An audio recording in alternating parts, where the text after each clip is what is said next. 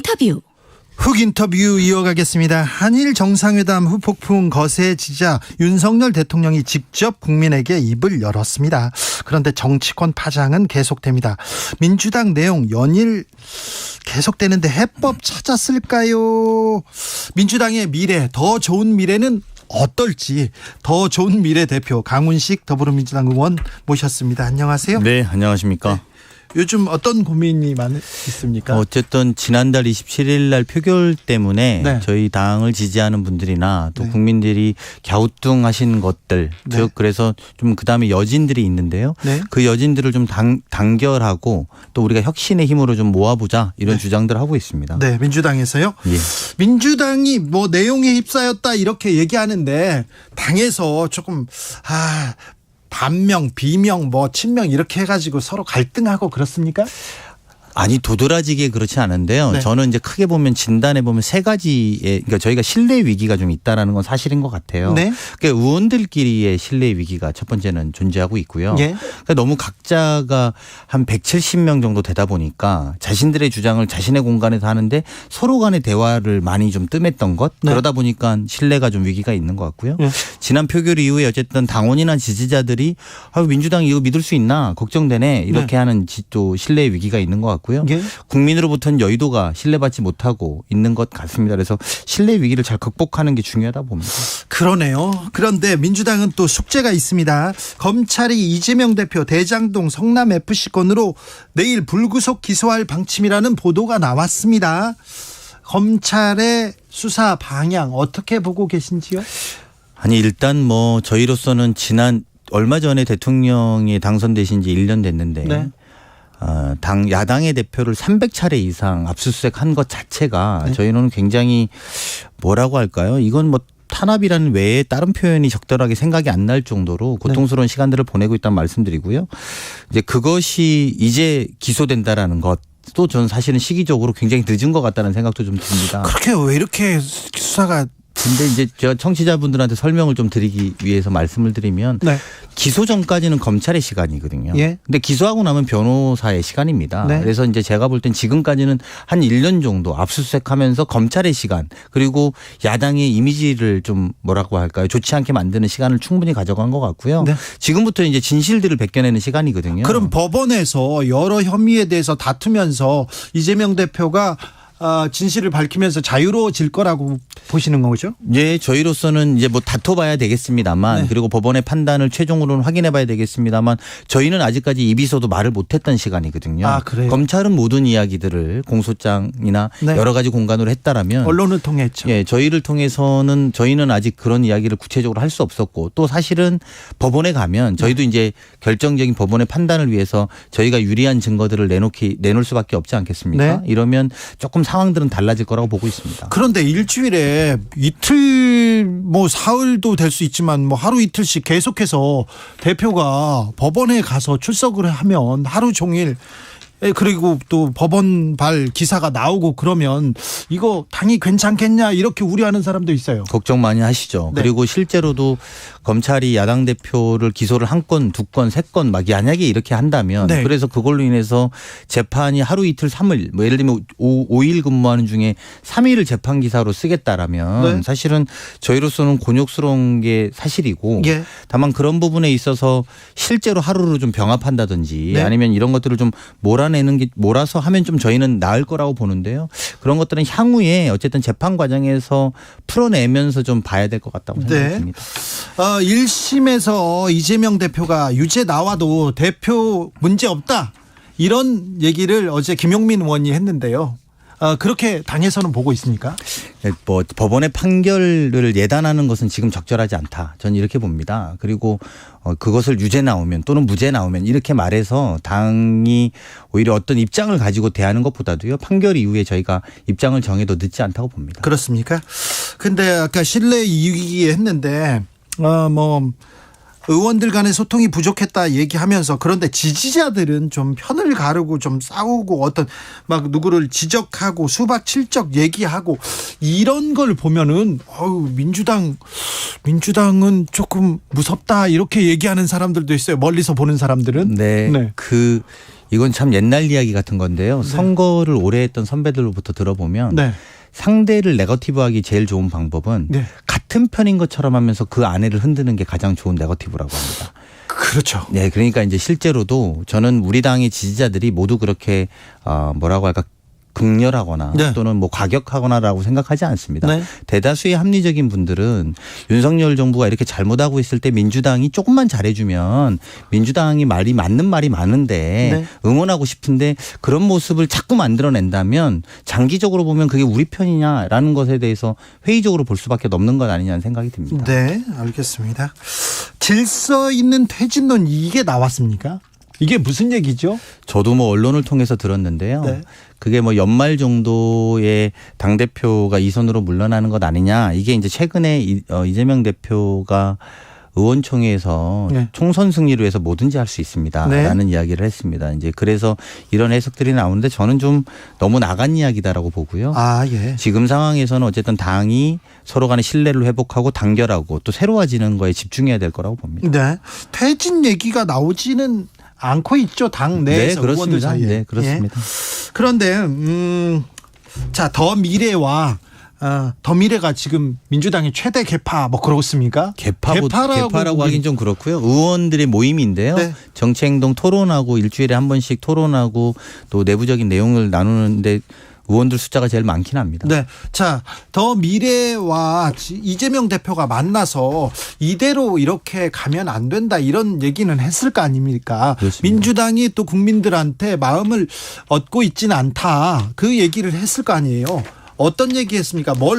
이 대표 뭘 어찌하시오 이렇게 요구를 하셨을 거 아니에요. 네, 저희는 지금은 전면적인 인적 쇄신을 통해야 된다는 게 첫 번째 말씀드린 이야기고요. 인적 쇄신이요? 네, 그렇습니다. 전면적인 당의 인적 쇄신, 소위 말하면 당 대표가 지명했던 분들에 대해서 그건 이제 그분들이 뭘 잘못했다고 하기보다는 네.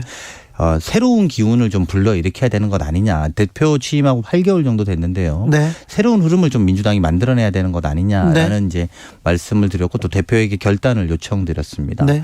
그리고 두 번째는 과거에 보면은 유민주당 플랜 뭐 이런 게 있었습니다. 예. 우리 당이. 네. 그런 것처럼 새로운 제2의 유민주당 플랜과 같은 혁신 프로그램 그래서 거기에서 새로운 가치 아젠다나 새로운 실천 방안들을 좀 도출하는 당의 모습이 필요하다는 말씀이 드렸고요. 네. 그런 것과 함께 한다면 우리 더 미래의 회원인 의원들은 이재명 대표 중심으로 이 당을 잘 끌어나가겠다는 말씀을 드렸습니다. 당직 개편하면 민주당이 좀 새로울까요? 새로운 모습을 또 새로운 바람을 불러 일으킬 수는 있겠죠. 이탄희 의원이 국회의원 연봉 1억 5,500만 원 이거 세계 최고 수준의 대우를 받고 있다. 세비 절반으로 줄이자 이러면서 정치 개혁안을 딱 던지기도 했습니다. 네.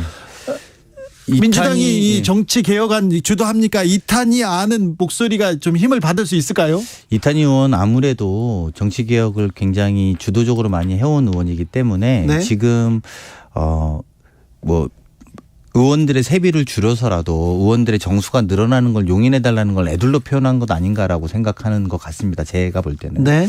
그런데 어쨌든 우리 당으로서는 정치개혁의 불가피성은 당연하다고 느끼는데 다만 이 문제가 사실 게임의 룰의 문제거든요. 네. 선거 때 이게 예. 게임의 룰의 문제이기 때문에 얼마나 광범위한 폭의 합의를 보느냐가 되게 중요한데 이미 국민의힘에서 몇 가지들을 정리해 놓은 게 있어서 그만큼 합의가 될지는 좀 더 지켜봐야 될 것 같습니다. 그래요?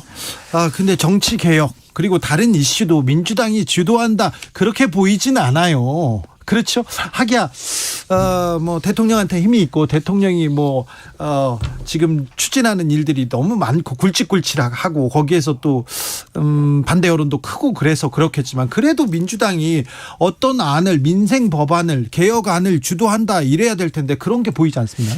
뭐 양곡관리법이라든지 네. 제가 이제 보건복지위 간사인데 7개 법안을 본회의에 직회부한 의료법이라든지 뭐 간호법이라든지 여러 개 있습니다만 사실은 이제 야당의 어떤 한계, 체질적인 한계라는 것은 여당이 잘못할 때 채찍을 때릴 때 효과가 있는 것이지 저희가 뭘 주도한다고 해도 사람 말씀드린 것처럼 그게 우리한테 뭐가 와닿나 이런 네. 것들은 아직 쟁점을 많이 못 만들고 있다고 봅니다. 이슈를 던지더라도 이재명 대표 검찰 수사, 이재명 대표 재판 얘기 나오면 묻히기도 하는데 이 부분은 어떻게 돌파하실 겁니까? 저는 말씀드린 것처럼 이 지금 소위 말하는 체포동의안 네. 국면이 좀 끝나고 나면 기소가 될 것이고 예. 기소가 되면 이제 변호인의 시간이 되기 때문에 네. 그럼 충분히 좀 해명해 나가면서 또 하나는 당이 완전히 근본적으로 변할 수 있는 쇄신의 방향과 모델을 만들어 나가면 국민들 입장에서는 윤석열 대통령에게 희망을 갖지 못한다면 그러면 야당이 좀 희망을 가져줄 수 있는 공간과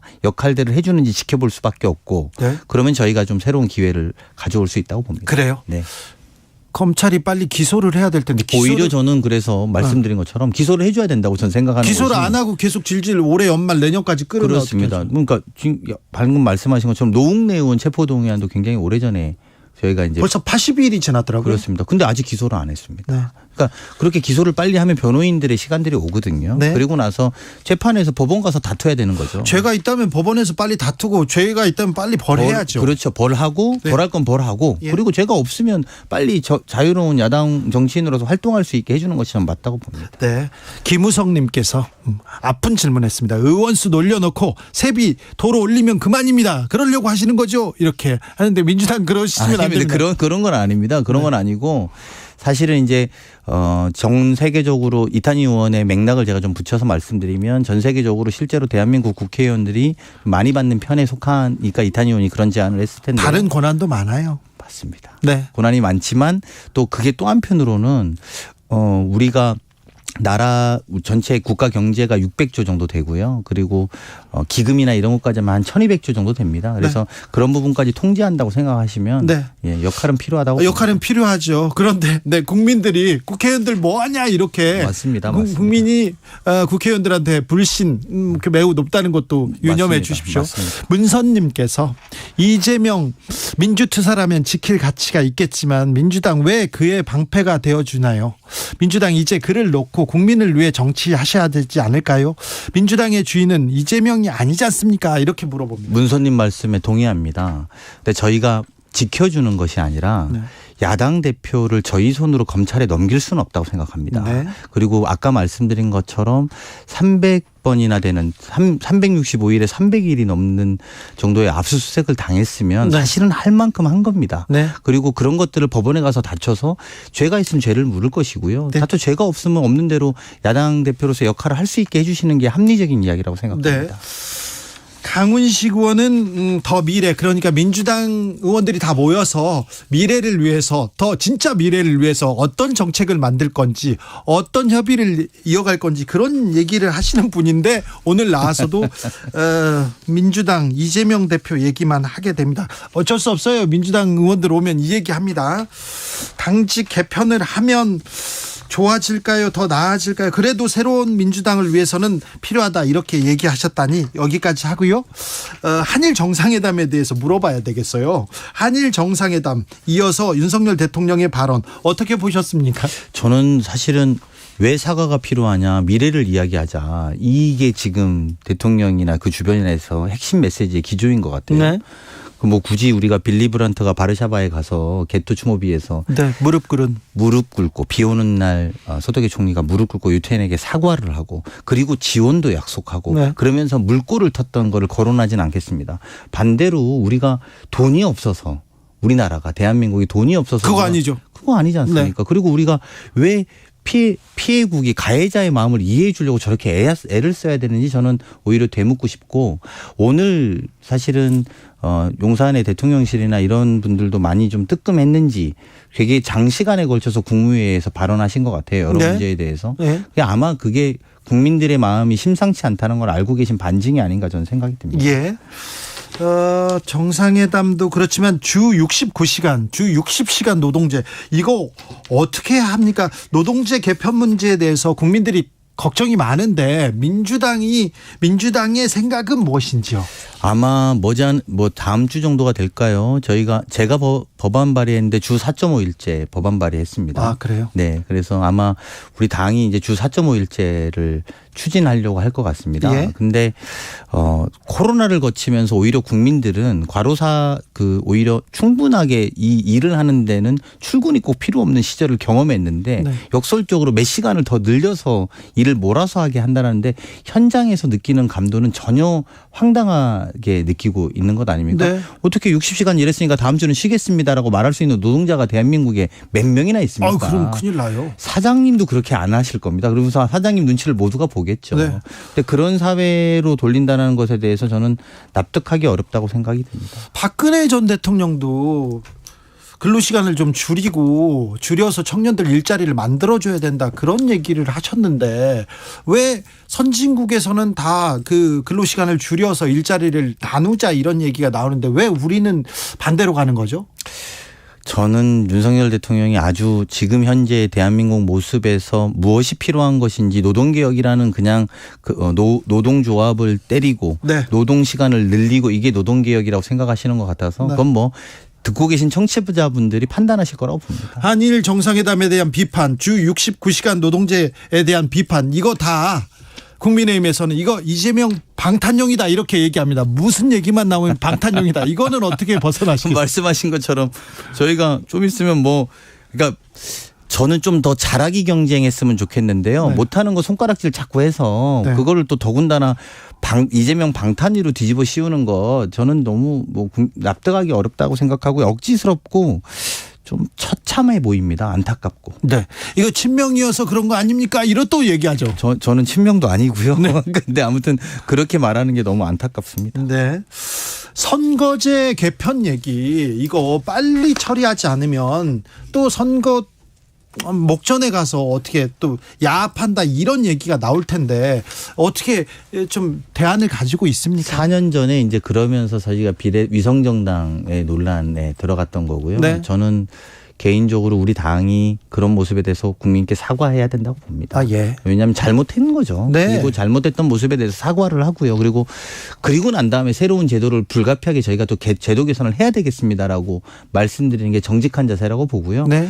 그렇게 해서 또 필요한 것들을 보완해 나가고 또 이 네. 과정 속에서 국회의원 숫자가 너무 많다는 부분부터 네. 세비가 너무 많다는 부분들까지 의견을 잘 담아내는 게 민주당의 역할이라고 봅니다. 네. 그런데 민주당에서 나오는 혁신안 토론을 보면 그런 얘기는 지금 강호원님 얘기는 별로 없고요. 당원 80조 가지고 얘기하고 있으니 민주당 뭐 하는 거야 이렇게 또 지적을 받습니다. 그렇죠. 그게 이제 국민들의 눈높이에 좀 맞추는 노력도 저희가 필요하다고 보고요. 아까 네. 말씀드린 전면적인 인적 쇄신들이 좀 이루어지고 또 그런 내용들이 좀 부각이 되면 좀 다른 관점에서 봐주실 거라고 생각합니다.